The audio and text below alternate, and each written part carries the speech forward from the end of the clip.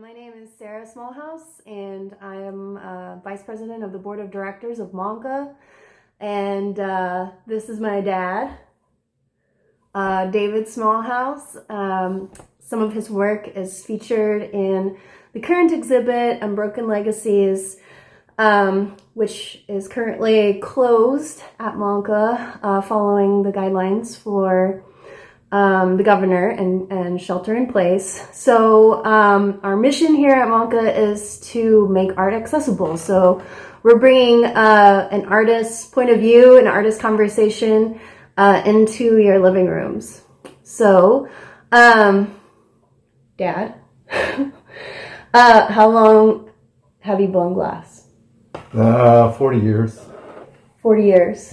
Mm-hmm. And how did you get started? How did you get interested? Well, it's when I moved up here, I didn't really know anybody or any of the charms that Chico holds. And one acquaintance that I made right off said, "Have you been to Orient and Flume?"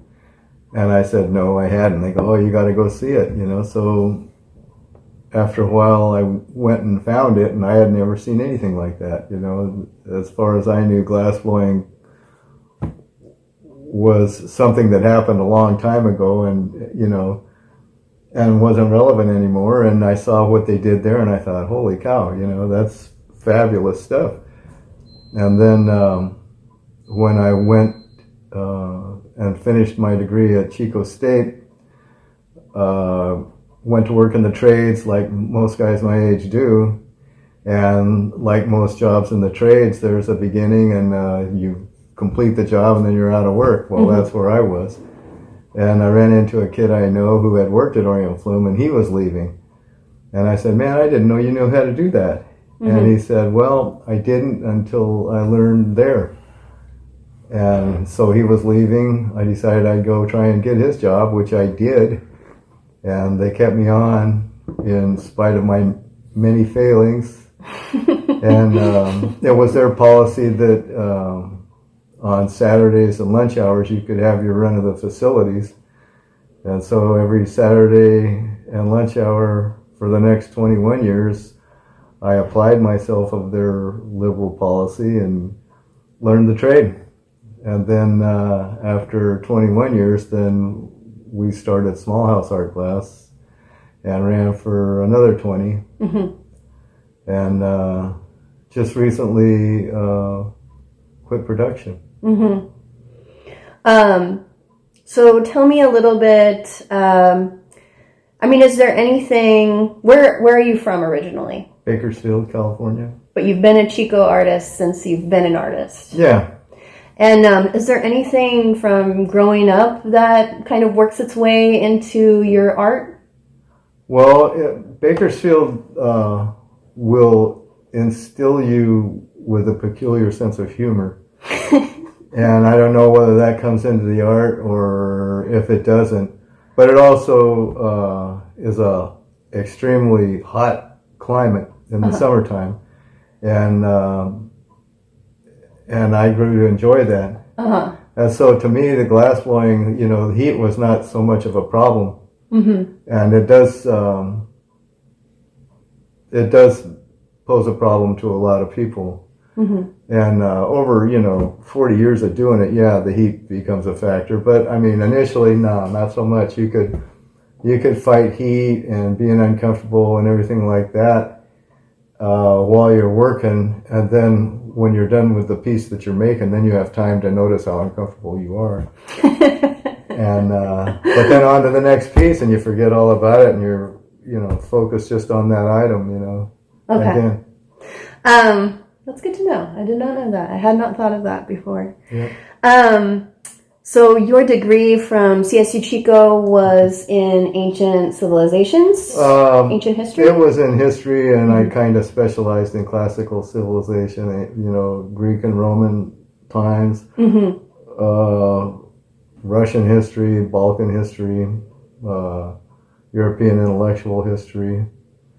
But I kind of became a Romanophile, you know, as the Did that sort of creep into your art making?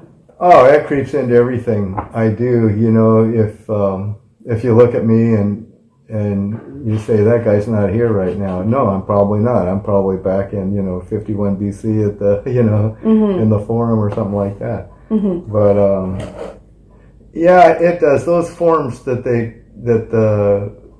Greeks and the Romans came up with, they're still popular forms today.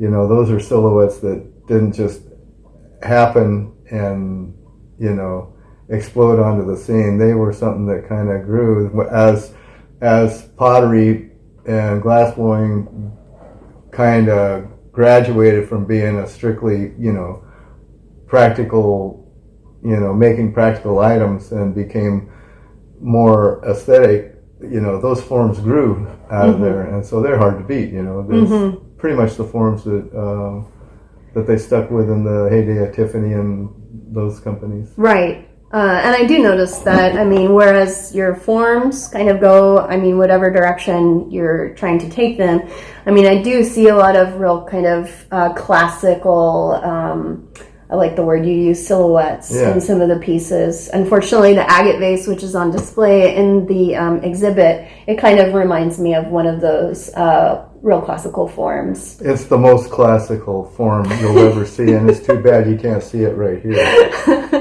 It's far and away the best representation of what we're talking about. We'll toast to that poor vase. Okay, so we have kind of touched on some of the different aspects of your life. Well, we haven't really talked about your family and how your family has also perhaps influenced, hindered, excited your artistic practice. Well, actually, the family thing was initially one of the reasons we started Smallhouse Art Class was I could teach any one of you kids what I know in a year, basically. And then, that's stuff that took me, 20 some odd years to learn. And it's always an ongoing process. You're always learning something new. I learn something new every day when I'm sitting out there. And, but I figured, if I could teach them that, then they could really take this craft, far. And, but the problem is that all the kids see me out there, sweating and cursing and throwing rods across the room, and they think, no, that's not for me. I think I could do better. And they probably did. You certainly did. So, well, we're all creative in some way. Absolutely. You are all creative people. And most people are if they allow that side of them, if you give it rein, that's what it is to be a human being, is to be creative, it sets you apart. And what's remarkable is that we haven't really broken any of the glass, having grown up surrounded by art glass. None of us kids managed to destroy anything. No, a house full of animals and kids, and this stuff is remarkably durable. Yeah. So maybe tell the lovely people, what are just some interesting, or what were some of the highlights of working with the material of glass? Because it's pretty unique. It's magic. Yeah, you have to always be aware of gravity. The glass has to move in order to afford you an opportunity to shape it. In order for it to move, it has to be hot.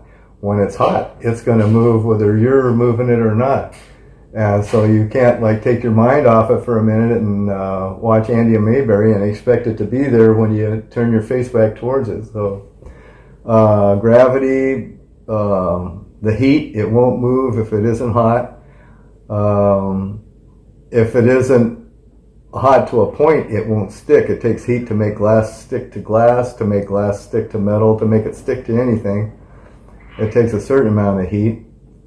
And if you chill that, like when you go to knock a vase off, if you chill the contact point of the pontile with the bottom of the vase, just chill it with a cold object and hit it, the shock will travel up to that point of where it was chilled and break.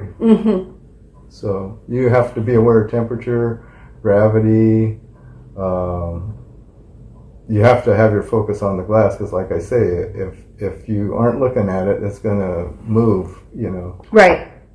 And I do remember some interesting memories from my own childhood. My shirt catching on fire. Dangers of glass blowing.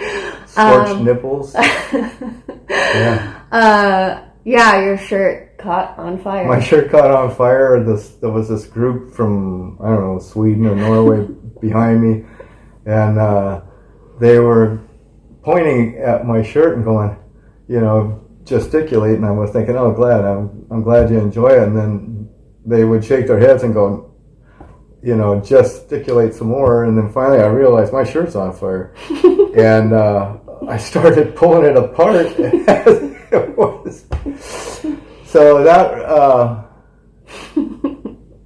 that was more of a show than actually glass blowing was at that time. You know, seeing a guy catch on fire and escape a potentially dangerous situation with nothing more adverse than some scorched nipples. It's almost like you planned it. It was good. It was exceptional. Performance. Right. Added. Performance art. Exactly. High quality.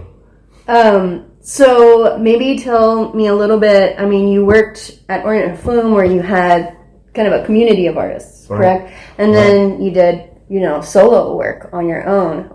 Can you kind of compare and contrast those experiences? When I first went to work there, we were doing Tiffany reproduction art, you know, and it was in a team thing. One guy would decorate, one guy would essentially blow the piece out, the other guy would finish. And at that time that I joined Orient and Flume, there was pressure being brought on their one broker to where the market was saturated with the Tiffany reproductions. They wanted to see some designer art. So that pressure was brought to bear on the guys sitting at the benches, you know, start designing something. So when at the height that I was employed there were 10 guys working at benches, 10 glass blowers working at benches. Each guy was expected to come up with their own designs. And so there was potentially, you know, 10 designers there working, 10 designing glass blowers working there. Whereas at some places like at Steuben or, you know, at some of the old timers, they would have a designer come in and sketch out a piece and hand it to the glass blower and say, make this, you know. But that wasn't the way we were working then. And then when I came and started my own shop, you know, I was the glass blower, the assistant, the, you know, grinder and polisher in chief. Did you have to develop in those areas? Yeah, I had to develop what can one guy make with no help. And that's where my designs grow out of, is that one, you know, what can one guy make with no help? Right.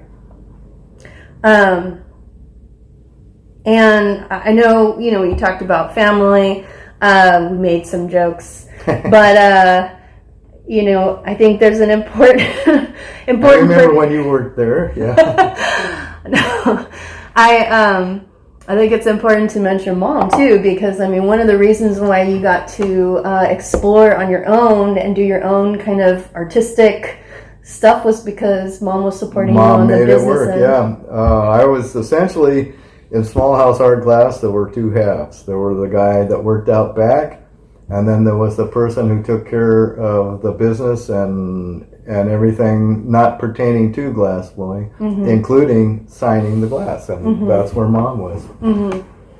All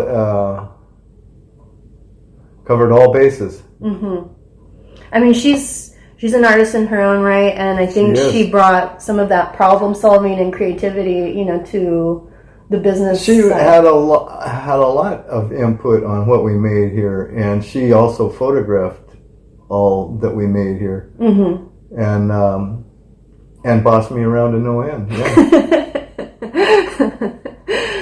But she had to learn a lot of skills too. I say that with one hand on the doorknob, you know. Hopefully she's not going to watch us. but she also had to kind of take on some new skills in order to. Well, we both did. You know, yeah. we had never. You know, I had kind of. You know, like most 20-somethings, you know, if you don't have a contractor's license, you say you do, and then you go to work, you know. And that's the only business expertise I'd ever had. And Mom had run an office. She had managed an office for a RV dealership.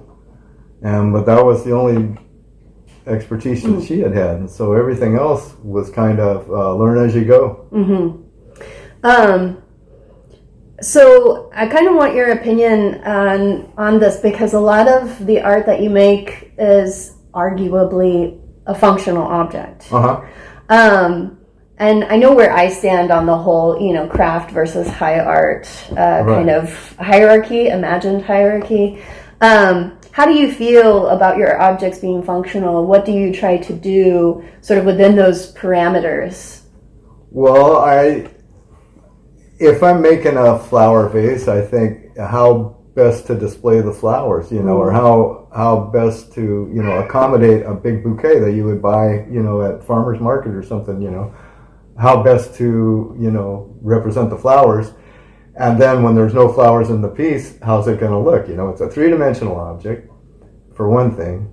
And do you want, you know, the eye to go to just one little spot and focus on that and ignore all that surface and contour, or do you want, you know, what kind of silhouette do you want to see and still have it work as a flower vase? You know? Those kinds of, there's factors involved, and sometimes you're not making a symmetrical piece and you can kind of be asymmetrical with the decoration. If you're making a symmetrical piece, you have to be symmetrical with the decoration. So I talked about, you know, all these influences that you bring to the work. One of the reasons why we wanted to have this exhibit, Unbroken Legacies, was because the local history with this material, which you spoke to as well. But I was wanting to know a little bit more about the concepts that you bring to your artworks. I'm familiar with your different series, but what are some of the ideas that you put in there? Well, basically I'll start with one idea and see if it works. Sometimes it will work, sometimes it won't work. Sometimes it won't work, but it will lead you to a different thing. All designs pretty much grow from the one that came before. If it's you know, if it's something I did, if it's something somebody else did, it grew out of something. You know, it grew out of something. And it might be that I'll see something that another glassblower did, and I say, oh, if I apply that to what I've been working on, I'll come up with this. And then, so it grows out of these things. I seldom start with with anything more than a vague idea of what I want to see. And then I'll try it. And then the first few are just sketches, you know, sketch it out and see if it works, you know. And then, not on paper, on glass, sketch it out on glass. And if it works, and if it has a nice silhouette, and if it has nice contrast, or the colors work well together, then I'll take that idea and keep going with it and see how far I can take it until I feel like it's played out. And then, you know, I'll go back to something I've tried earlier, or I'll try something totally different. You know, maybe change the shape, you know, instead of making a symmetrical piece, I'll make something asymmetrical. Or instead of making a cylinder, I'll start making a square, you know, and then that will, you know, lead you in a whole different thing. Okay, I'm making a square now. What can I do with decorations that I've done in the past, or what decoration lends itself to a square? And so one thing leads to another.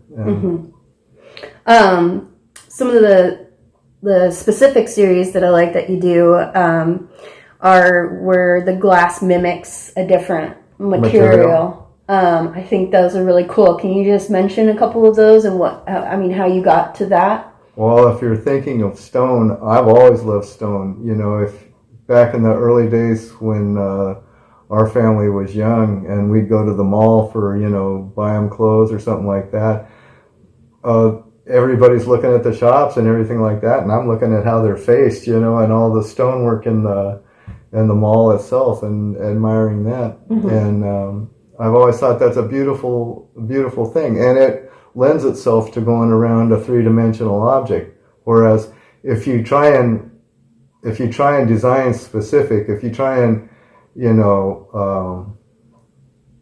there's a word I'm looking for, like portray a specific flower or portray a specific thing, your eye goes to that thing, and it makes the rest of the surface superfluous because you're just focused on that one thing. And so the stone, mimicking the stones, or having, that was the beauty of a geometric pattern, was it travels around the surface of the vase. It allows you to enjoy the surface of the vase, the foreshortening, the contour, and everything like that. And that's what I try and do when I'm I look for those kinds of things, something that will, like, even if I'm making flowers, I try and make the flower so big that that you can't really see it as such a flower as such. It just is part of blobs of color that harmonize well around this three-dimensional object. Yeah, which I noticed with the Hawaiian floral base, which is also in the exhibit. And I mean, probably some of my favorite things are your more humorous experiments. My dad wears the iconic white hat, and it's found its way onto certain glass pieces and paperweights. Octopuses. Yeah, where did you get the idea to do that? Oh, just, it's just, it reflects on my parents. Really. They're bad people. They didn't raise me right, And the sun was probably in my eyes at the time, and I thought, what the heck? I was trying. I've always liked 10-gallon hats too, so I've tried a number of those. I was trying to find. We have like a swamp monster, and then the devil pieces. You're a bit of a horror movie connoisseur of sorts, and I noticed that's been an inspiration in some of your pieces as well. Oh, definitely. Oh, definitely, but we won't go there because it's taboo. So, yes, you're officially retired from glassmaking. What do you do to stay creative and active? Well, first of all, I'm officially retired from production. All the equipment is still in place, and I have no intention of getting rid of it anytime soon. What I'm doing is, I'm tired of glass blowing. I kind of want to do something else. 40 years of doing anything, it's time to do something else. And plus, glass blowing in particular, it's tough on your hands. And especially on a small man, a lot of weight. So I'm trying to give them a break, and then I'll find something else to manipulate and make something. All right. Well, I think we've run the gamut. Did you have anything you wanted to add? Well, I'd just like to thank you for interviewing me and being a good daughter and running a marvelous museum. If you ever get the chance to go to Monca Museum, you should do yourself the favor and do that. Yeah. Well, from our family to yours, we hope you're being safe, and we look forward to you and your visits when we reopen. Thank you so much. Take care. Stay healthy. I would just like to add, get into your shop and make stuff. Yes, make art.